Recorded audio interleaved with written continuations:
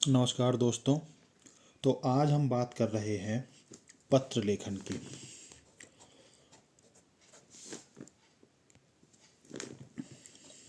किसकी?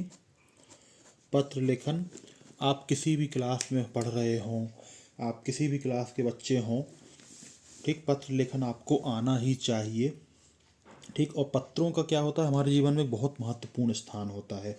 पत्रों के माध्यम से हम अपने विचार दूसरों तक पहुंचाते हैं। कोई संदेश देना है, उनसे कोई बात कहना चाहते हैं, कोई मैसेज है, तो वो हम पहुंचा सकते हैं। और सबसे इम्पोर्टेंट, अपनी समस्याओं को सरकारी विभाग तक पहुंचा सकते हैं इन्हीं लेटर के माध्यम से। और परीक्षाओं के लिए ये बहुत उपयोगी होते हैं। ठीक है, तो पहले तो समझ लेते हैं। पत्र होते हैं दो प्रकार के। तो पहले तो होते हैं औपचारिक,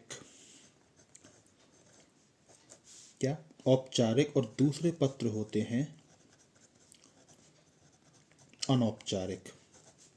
औपचारिक और अनौपचारिक, तो दो टाइप के पत्र होते हैं जो हम पढ़ते हैं। तो औपचारिक पत्र क्या होते हैं? ऐसे पत्र जो सरकारी या कार्यालयों, जो सरकारी और कार्यालयों को लिखे गए पत्र होते हैं। हमने किसी सरकारी ऑफिस में कोई पत्र भेजा, ठीक है, और इसके अंतर्गत कौन कौन से पत्र आते हैं? ठीक है, तो इसके अंतर्गत आते हैं आवेदन पत्र, ठीक है। इसके बाद इसके अंतर्गत आते हैं प्रार्थना पत्र। देखो, कार्यालय कोई भी हो सकता है, स्कूल का हो सकता है या कुछ भी। प्रार्थना पत्र,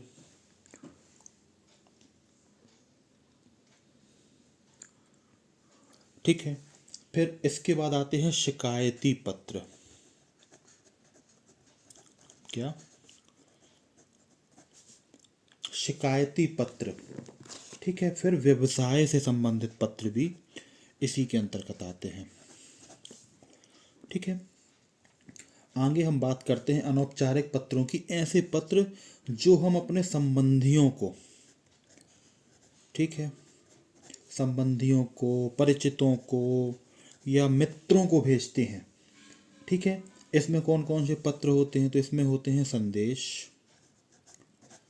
निमंत्रण, ठीक है। इसके अलावा कोई सूचना देनी हो, ठीक, सूचनाएं कई किस्म की होती हैं, तो कोई सूचना देनी हो तो ऐसे पत्र ये होते हैं। अब हम कुछ इम्पोर्टेंट बातों के बारे में चर्चा करेंगे कि पत्र कैसे होने चाहिए, पत्र लिखते समय किन बातों का ध्यान रखना चाहिए। तो पत्र कोई सा भी लिख रहे हों तो सबसे पहले पत्र की भाषा सरल होनी चाहिए, ठीक है। स्पष्ट लिखी हो बातचीत, ठीक, ये इम्पोर्टेंट है।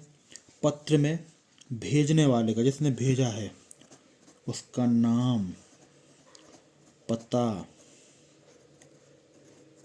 दिनांक, ये सब अच्छे से लिखा होना चाहिए, ठीक है। इसके बाद हम बात करते हैं पत्र जिसको मिलने वाला है, उसकी जानकारी सही से भरी होनी चाहिए। पत्र में हमें यह ध्यान रखना चाहिए कि वर्तनी संबंधी कोई गलतियां ना हो, ठीक है।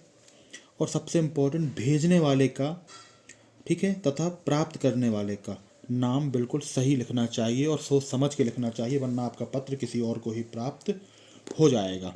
ठीक, थोड़ी सी बेसिक चीज़ हम समझ लेते हैं। पता किसको बोलते हैं? ठीक, इस इंग्लिश में इसको एड्रेस कहते हैं, ठीक है। जहाँ से आप पत्र लिख रहे हैं,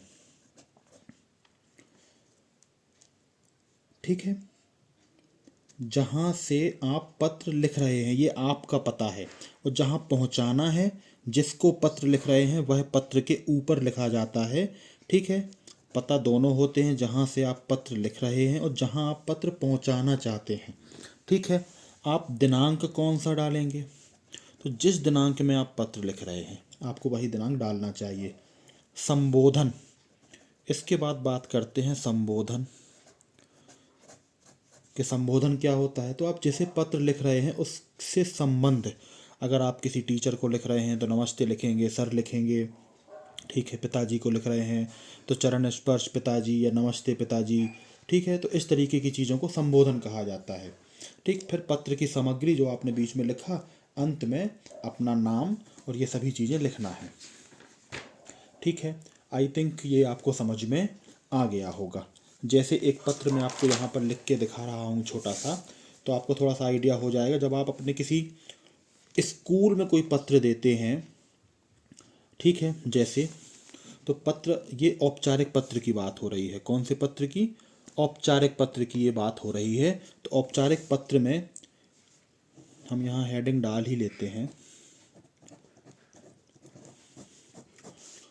ठीक है। औपचारिक पत्र, जिसको क्या कहें हम अपने कक्षा अध्यापक को लिख रहे हैं छुट्टी के लिए, ठीक, क्लास टीचर को छुट्टी के लिए, तो ये लिखा जाएगा। सबसे ऊपर आता है सेवा में, ठीक, कक्षा अध्यापक है तो यहाँ लिखेंगे आप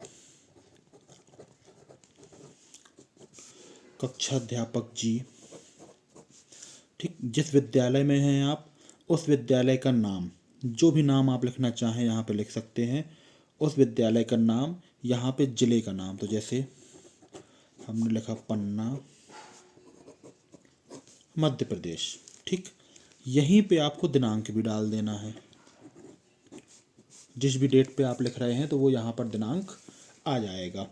इसके बाद बहुत ही महत्वपूर्ण होता है विषय, ठीक है। तो यहाँ पे आप सिंपल लिख दीजिए अवकाश या छुट्टी के लिए, अवकाश के लिए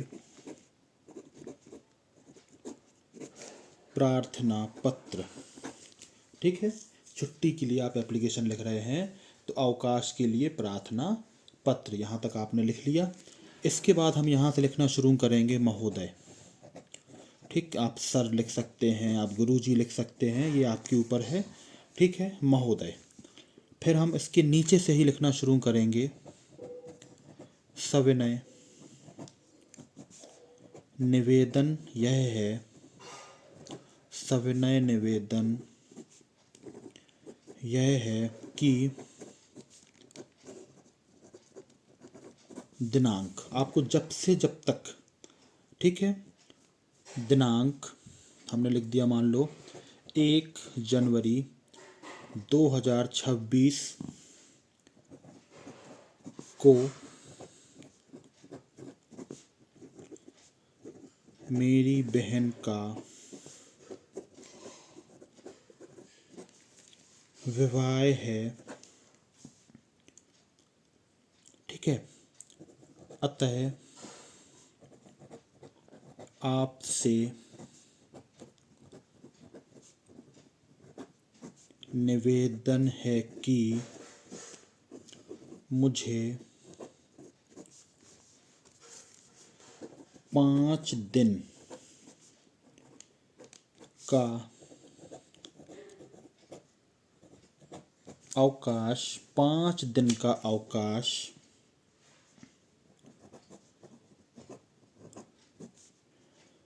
प्रदान करने की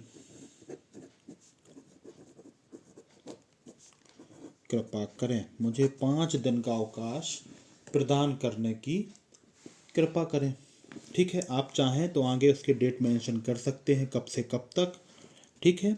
अंत में प्रदान करने की कृपा करें, धन्यवाद। और यहाँ आप लिखेंगे लास्ट में आपका आज्ञाकारी शिष्य, आपका आज्ञाकारी शिष्य, जो भी आपका नाम है और आपकी कक्षा, ये दोनों चीज़ें आपको यहाँ पर मेंशन करनी है। और आपका पत्र कंप्लीट हो जाता है, प्रार्थना पत्र ये आपका कंप्लीट हो गया, ठीक है। तो प्रार्थना पत्र हमने देख लिया कैसा होता है। अब हम बात करते हैं अनौपचारिक पत्र की। अभी तो हमने औपचारिक पत्र देखा, अब एक अनौपचारिक पत्र की बात भी देख लेते हैं, ठीक है। तो अब अनौपचारिक पत्र किस तरीके के हो सकते हैं? जैसे आपको अपनी किसी यात्रा का वर्णन करना है अपने किसी दोस्त को, ठीक है, कि आपने कोई यात्रा की या आप कहीं घूमने गए थे, ठीक है, या किसी को निमंत्रण देना है, तो हम यात्रा वाला एक पत्र देखते हैं कि अपने दोस्त को यात्रा का वर्णन करते हुए। तो हम सबसे पहले एड्रेस लिखेंगे, तो हमने लिखा D15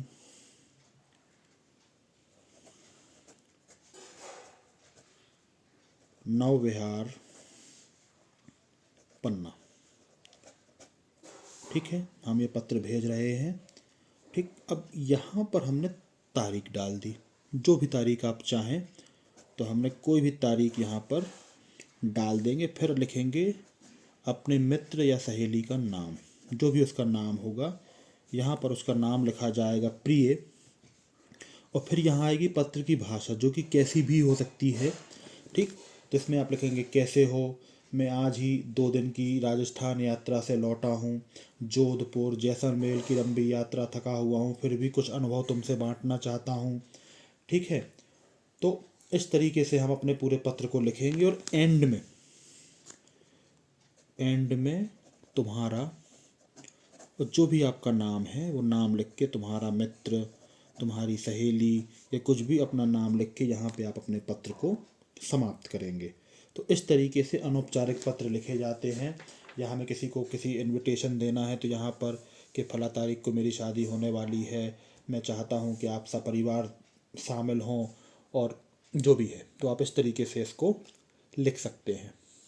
ठीक है, तो पत्र लिखने की प्रैक्टिस करें, और मुझे उम्मीद है कि आपसे ये चीज़ बनेगी। धन्यवाद।